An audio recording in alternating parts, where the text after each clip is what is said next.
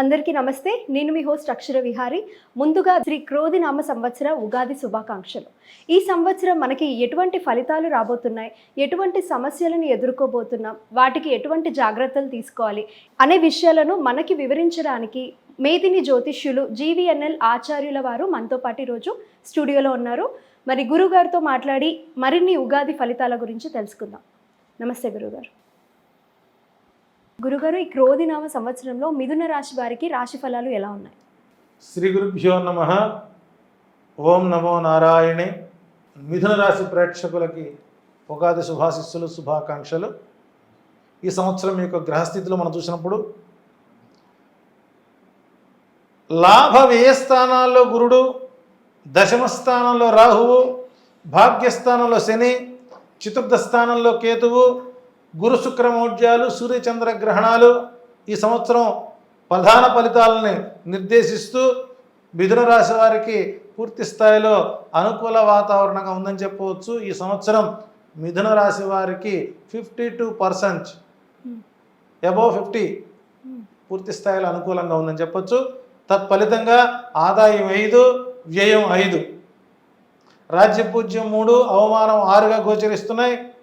ఇక ప్రధానాంశాలు చూసినట్లయితే వివాహాది శుభకార్యాలు పూర్తి స్థాయిలో నెరవేరుతాయి. ఇష్టం లేని స్థలాలకు బదిలీలు జరుగుతాయి, వెళ్ళక తప్పదు. వ్యాపారాల్లో ఆశించిన లాభాలైతే రావు, రావలసిన బాకీలు వసూలు కావు. విద్యార్థులకు విద్య విషయంలో అధిక శ్రమ తప్పదు. ఉద్యోగస్తులకు బదిలీలు, ప్రమోషన్లు ఇచ్చినా కాలయాపన చేస్తారు.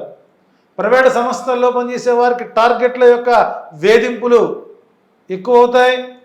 జాయింట్ వ్యాపారాల ద్వారా పూర్తిస్థాయి నష్టాలు రావడానికి అవకాశాలు ఎక్కువగా ఉన్నాయి. రాజకీయ నాయకులు తరచుగా పార్టీలు మారటం ప్రధాన వృత్తిగా మారుతుంది. కుటుంబ వ్యవహారాలు గొడవలు ఎక్కువ అవుతాయి. బంధువర్గంతో ఆకస్మిక కలహాలు, నూతన స్త్రీ పరిచయాలు కొంత పెను ప్రమాదంగా మారేటువంటి అవకాశాలు ఉన్నాయి. ఊహించని సంఘటనలు, పోలీస్ కేసులు, కోర్టు వ్యవహారాలు పరువు ప్రతిష్టలకు భంగం కలిగిస్తాయి.